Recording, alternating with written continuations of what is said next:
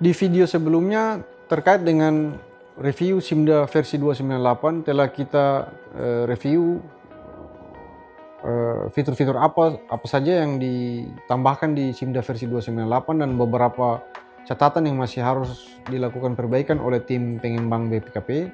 Untuk video kali ini akan kita sampaikan lagi beberapa catatan yang menjadi masukan bagi tim pengembang untuk perbaikan di versi berikutnya. Sedikitnya terdapat 7 catatan yang kami temukan pada saat dilakukan kami gunakan untuk penginputan saldo awal dan lain-lain. Mulai dari yang pertama terkait dengan penginputan saldo awal ekuitas.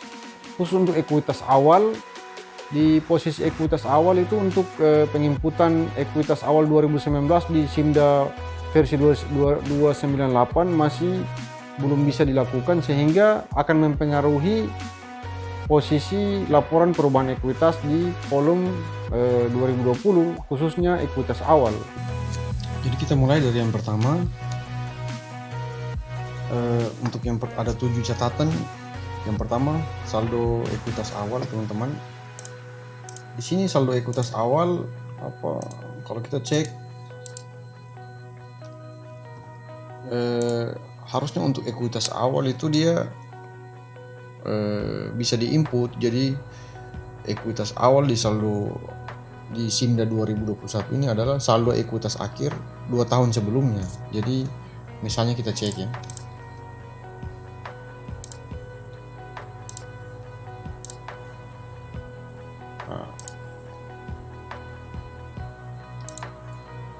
Di sini 0. Jadi harusnya ekuitas awalnya bisa kita input. Tapi saya tidak tahu kenapa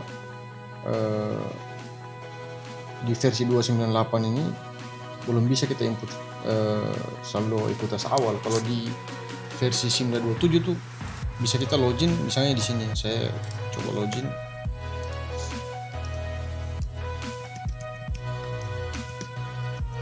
Jadi di sini kan tahun 2021.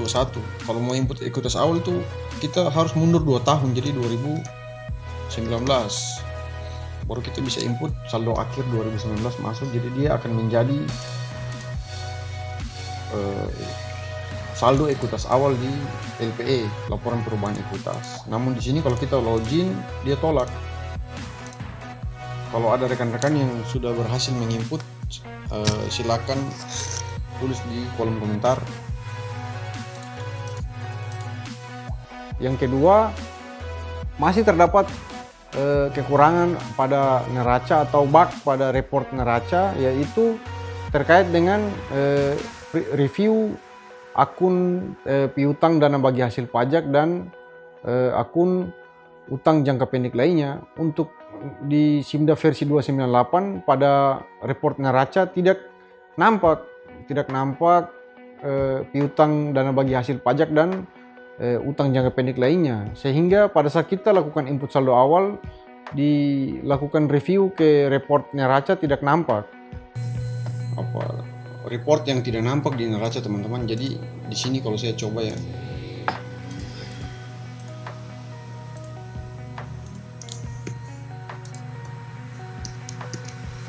jadi untuk ada 2 akun di neraca yang kalau kita input di saldo awal dia tidak nampak di report neraca itu.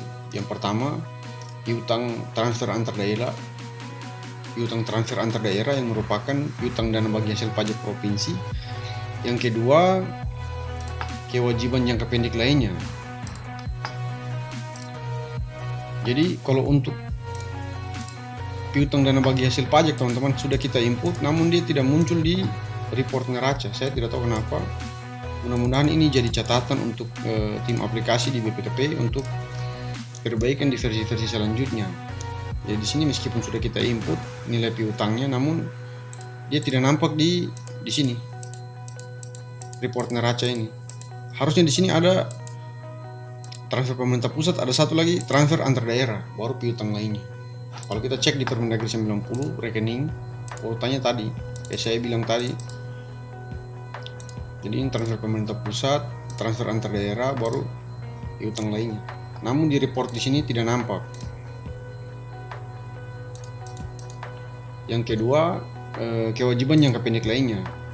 Sama dengan piutang bagi hasil pajak, di sini kewajiban jangka pendek lainnya juga tidak nampak teman-teman. Jadi untuk SKPD yang mempunyai kewajiban, misalnya ada pekerjaan yang sudah selesai atau pengadaan yang sudah diadakan namun belum dibayarkan dan menjadi utang di tahun berikutnya, itu ketika kita input saldonya dia tidak nampak di report neraca teman-teman, karena di posisi kewajiban jangka pendek di sini tidak ada muncul kewajiban jangka pendek lainnya.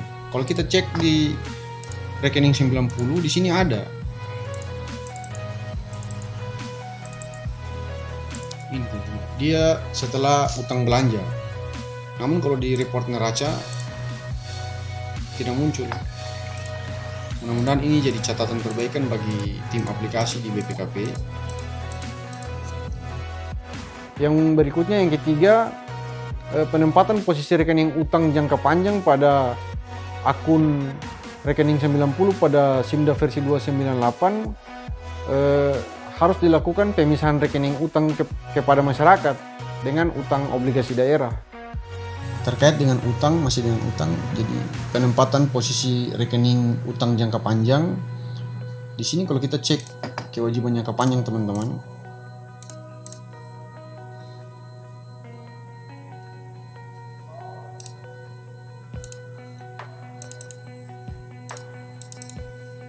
di sini kan untuk kewajiban jangka panjang ada utang kepada pemerintah pusat, utang kepada lembaga keuangan bank, dan utang kepada lembaga keuangan bukan bank, terus ada utang kepada masyarakat.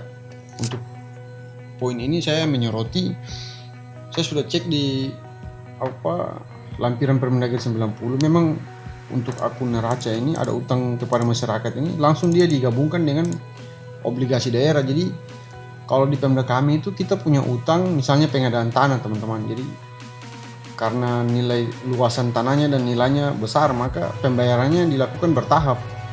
Jadi dia tidak dibayarkan 12 bulan tapi lebih dari 12 bulan, sehingga kita pengakuannya tuh kita masuk ke kategori kewajiban jangka panjang.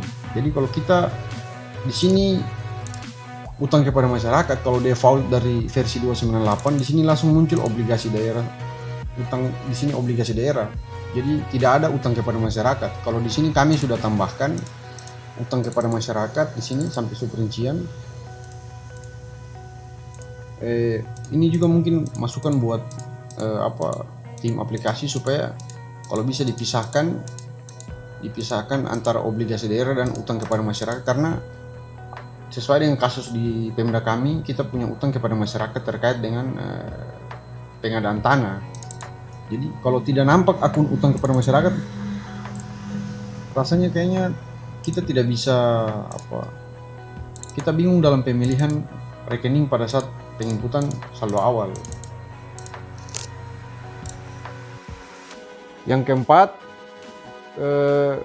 nilai inputan untuk saldo debit pada laporan operasional tidak nampak pada menu saldo awal, namun jika kita lakukan review nilainya sudah masuk tapi dia tidak nampak di menu saldo awal. Yang kelima, dengan diterbitkannya Perpres 46 tahun 2021 tentang pengelolaan dana kapitasi, maka berdasarkan pasal 8 Perpres 46 tahun 2021 tersebut, pengesahan SP2B tidak lagi pada BUD namun pada Dinas Kesehatan, sehingga posisi menu penatausahaan yang ada di SIMDA saat ini harus dilakukan revisi, karena di posisi BUD hanya menetapkan pengesahan belanja. Untuk pengesahan pengesahan pendapatan dan lain-lain, penganggarannya dilakukan di BUD, namun untuk belanja dilakukan pengesahan di Dinas Kesehatan. Posisi SP2B yang tadinya diterbitkan oleh BUD di Perpres yang baru, yaitu Perpres 46 tahun 2021, SP2B tidak lagi diterbitkan oleh BUD melainkan diterbitkan oleh Dinas Kesehatan, dan posisi SP3B diterbitkan oleh FKTP. Posisi BUD hanya menerbitkan SPB atau surat pengesahan belanja, sehingga perlu adanya revisi mekanisme dan pola penatausahaan yang ada di Simda saat ini. Yang keenam, berdasarkan pasal 4 ayat 3 Peraturan Presiden nomor 46 tahun 2021, pencatatan penganggaran pendapatan dana kapitasi dilakukan pada PPKD selaku BUD. Jika kita lihat pada peraturan sebelumnya, posisi penganggaran pendapatan dana kapitasi dilakukan pada FKTP, namun di regulasi yang baru, proses penganggaran pendapatan dilakukan pada posisi BUD. Perubahan regulasi ini mengakibatkan adanya proses penatausahaan dan pembukuan akuntansi yang perlu dilakukan penyesuaian pada Simda-Simda versi berikutnya. Yang ketujuh, yang terakhir, penyesuaian terhadap posisi kas atas setiap tahap pencatatan dana kapitasi yang berubah akibat dari regulasi Perpres 46 tahun 2021. Harus dilakukan penyesuaian pada pencatatan di Simda karena posisi pencatatan kas untuk dana kapitasi perlu dilakukan penyesuaian terkait dengan pengakuan pendapatan yang penganggarannya dilakukan pencatatan di keuangan, namun posisi kasnya masuk pada posisi FKTP, maka terkait dengan penginputan SP3B maupun SP2B harus dilakukan penyesuaian pada menu di Simda. Penyesuaian terhadap posisi kas atas setiap tahap pencatatan dana kapitasi. Jadi di sini maksudnya seperti catatan sebelumnya yang telah saya jelaskan, di pasal 8 dan pasal 4 di sini kan dijelaskan bahwa posisi pendapatan kan dianggarkan di keuangan, sedangkan posisi belanja dianggarkan di Dinas Kesehatan. Khusus untuk FKTP, maka di sini akan berpengaruh pada proses pembuatan SP3B teman-teman. Jadi misalnya SP3B yang dibuat di sini kiranya untuk tim aplikasi harus ada penyesuaian, karena pada saat kita membuat SP3B di sini dia akan mengacu pada posisi anggaran yang kegiatan yang dianggarkan. Jadi jika puskesmas membuat SP3B namun anggarannya ada untuk belanja ada di dinas kesehatan, namun pendapatannya ada di keuangan, maka biasanya berdasarkan anggaran itu kita tidak bisa melakukan input. Misalnya saya contohkan di sini.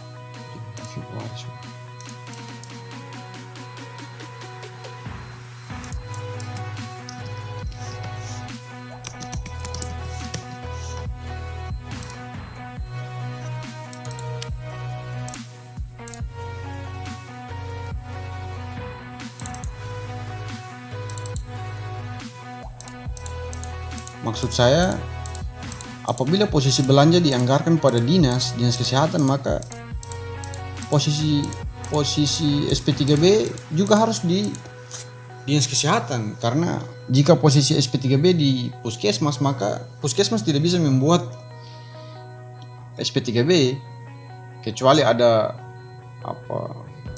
perubahan di sisi aplikasi teman-teman. Jadi kiranya tim aplikasi bisa mempertimbangkan ini terkait dengan SP3B ini. Jadi jika puskesmas yang membuat SP3B namun anggarannya ada di dinas, maka itu akan menjadi suatu masalah nanti ketika membuat SP3B.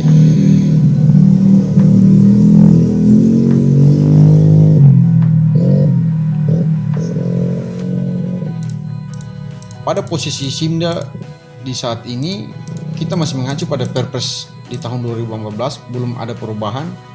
Jadi posisi belanja yang dianggarkan masih di FKTP masing-masing.